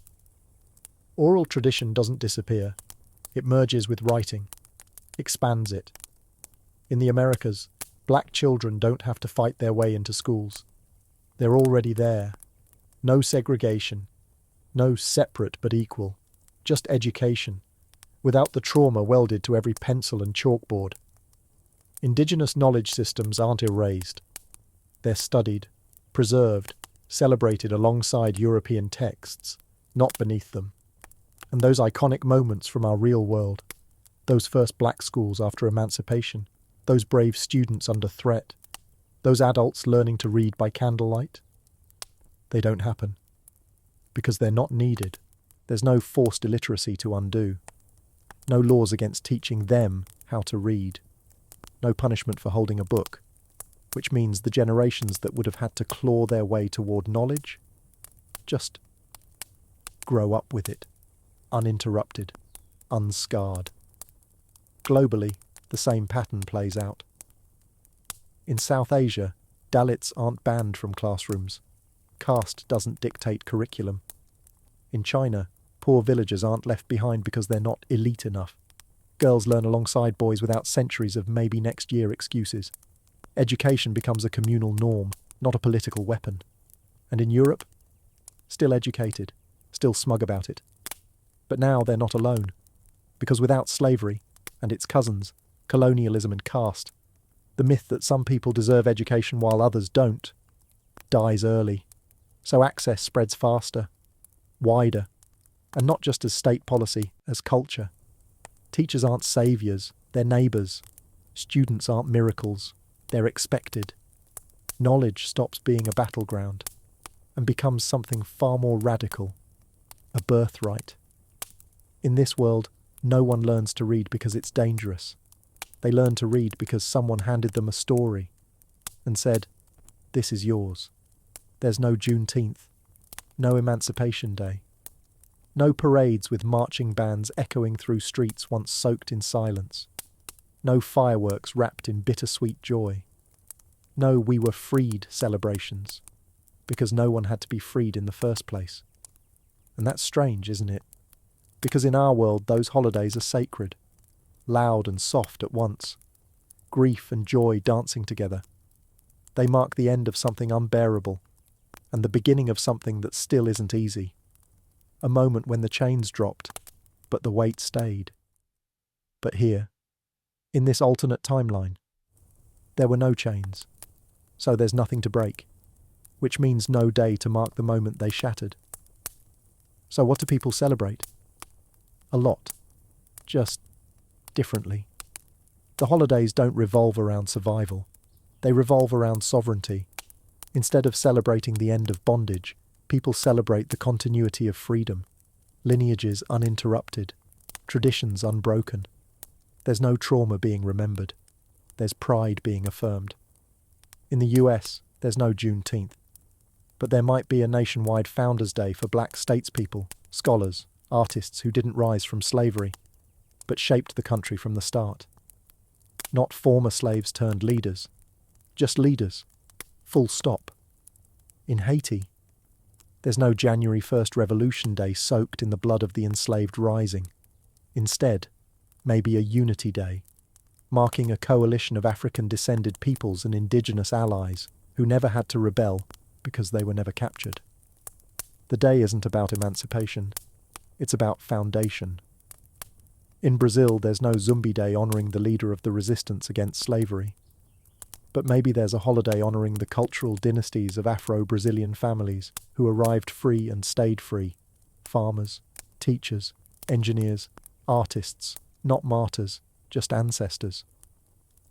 Across the Caribbean, instead of Independence Days built on rebellion, you get heritage festivals. Less war, more continuity, music, dance, food and language celebrated not as acts of survival, but of choice. The drum was never outlawed. The stories were never erased.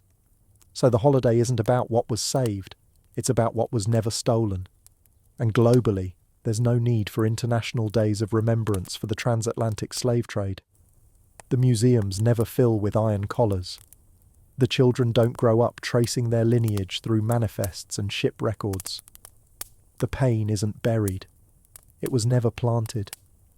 So yes, in this world, there are no holidays of liberation. But there are more holidays of arrival, of identity, of being. No freedom delayed, no freedom denied. Just freedom, by default.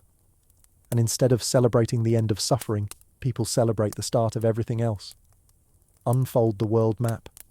Hold it in your hands like it's gospel. Now, burn it. Because in a world without slavery, the map you know, with its jagged colonial outlines and straight lines, slicing through deserts, mountains and peoples, never exists. This isn't just a geographic change, it's a total rewrite of how power imagined itself. The empires never got to redraw the planet with guns and God and contracts nobody could read. Without slavery to bankroll their conquest, the borders they forced on the world, gone, replaced, reimagined. Let's start with Africa. No Berlin Conference, no European powers drawing lines with rulers over whiskey and ignorance. Nigeria doesn't exist. Ghana, not as we know it. The continent isn't carved into usable pieces to match European trade routes. Instead, we see the natural evolution of African nations, empires that already existed, just never shattered by the slave trade. The Ashanti Confederacy, still powerful.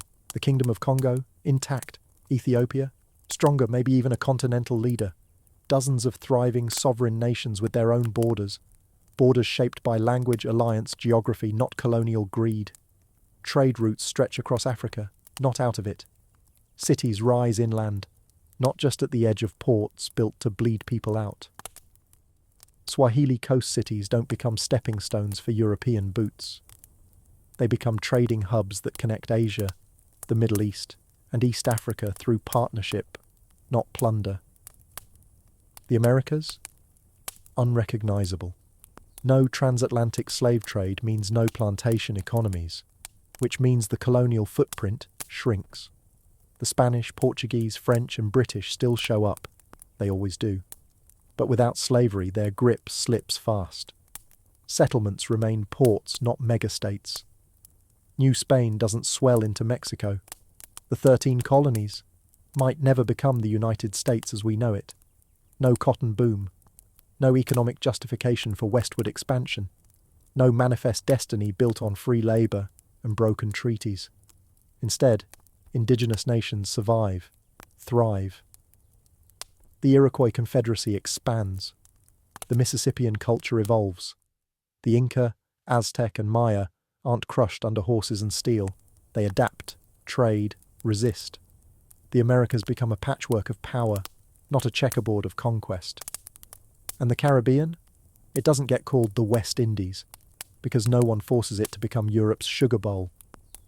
The islands develop as sovereign nations, with African, indigenous, and mixed cultures fusing freely, not violently. Haiti? Not the site of a slave revolt, but of early, uninterrupted independence. Jamaica? Not British light, but Afro-Caribbean strong. The map isn't dotted with British, French, and Spanish flags. It's filled with names you've never heard, because the people who lived there named them. And Europe? Shrinks on the page. Still important. Still connected. But not the centre. The map flattens. Not in geography, but in gravity. No one continent drags the rest around it. No borders born of chains. No nations built like fences around trauma. In this world, the map isn't a monument to conquest. It's a memory of choices made freely. And for the first time in history, every line was drawn by the people who lived there. War doesn't disappear in a world without slavery. People still fight, still chase power, land, pride, revenge. But when you erase slavery from the blueprint of global history, you remove one of its most persistent, festering triggers. And the wars that do happen, they look different. They feel different. History doesn't end. It just turns hard left. Start with the obvious. No American Civil War. Without slavery, there's no Cotton Kingdom, no Southern aristocracy built on human chattel, no brutal moral fault line splitting the US in half. The North and South still argue about tariffs, governance, industry. But 600,000 people don't die in a war over whether black people count as property. There's no Confederacy, no Gettysburg, no Juneteenth. The blood never spills because the chains never locked. And that means no Reconstruction, no 150-year aftershock of unhealed racial trauma baked into every policy debate. The US still has conflict, just not the kind that shatters the nation at its moral core. Europe still burns. But the spark is different. In our world, colonial empires fueled by slavery spent centuries grabbing land, stockpiling stolen wealth and building racial hierarchies into law and culture. That tension didn't stay in the colonies. It followed them home. The world wars were about more than archdukes and treaties. They were about empire, expansion, control. Without slavery, those empires shrink early, or never form at all. So when World War I erupts, it's less bloated. Fewer colonies to drag into battle. No African and Indian troops dying in European trenches for monarchs who never saw their homes.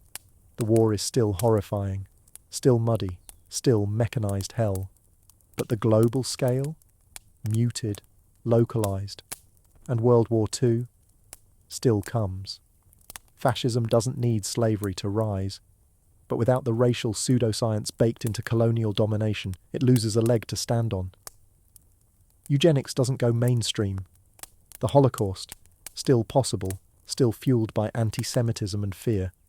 But the machinery behind it, weaker. Less reinforced by centuries of racial logic exported through slavery and empire. And in the global south, the independence movements start earlier, because there's no generational trauma from slavery, no slow death from stolen labour, no fabricated racial hierarchies used to justify colonization.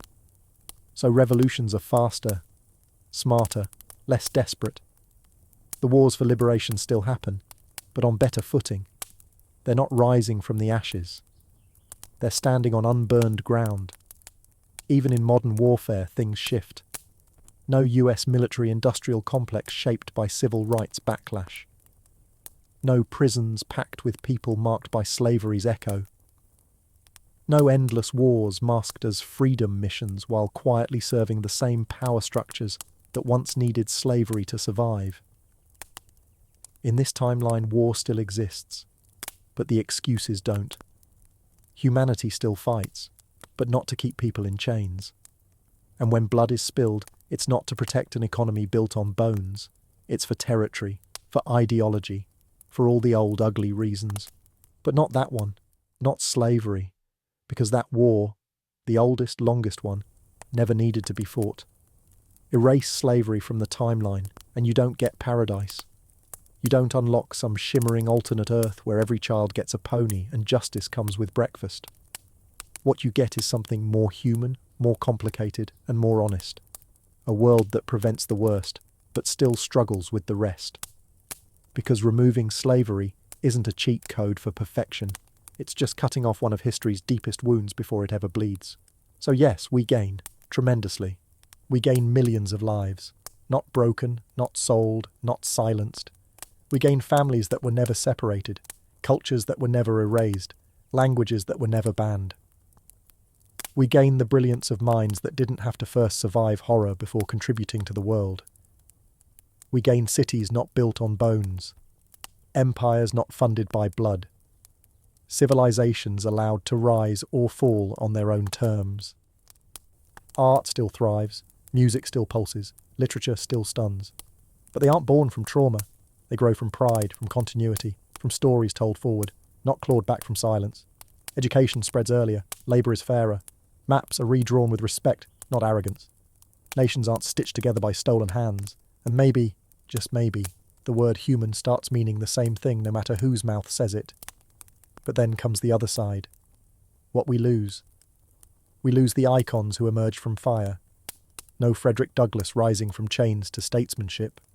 No Harriet Tubman navigating freedom through shadow. No Sojourner Truth. No Emancipation Day. No Juneteenth. No art carved from pain so deep it sings.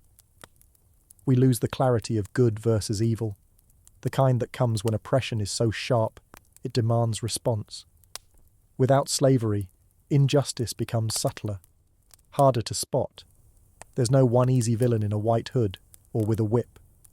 Prejudice still festers, but without the historical indictment, it hides behind smiles and systems. And new injustices rise. Inequality still exists. Elitism doesn't vanish. The powerful still hoard.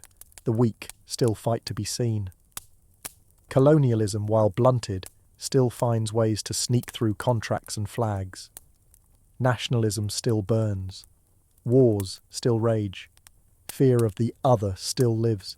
It just wears different clothes. So no, the world doesn't glow, but it breathes easier. Because slavery wasn't just a system, it was a rot, a distortion of values that shaped everything that followed. Remove it, and the house of history still has leaks, but the foundation holds. We lose some of the stories, but we gain the chance to tell different ones.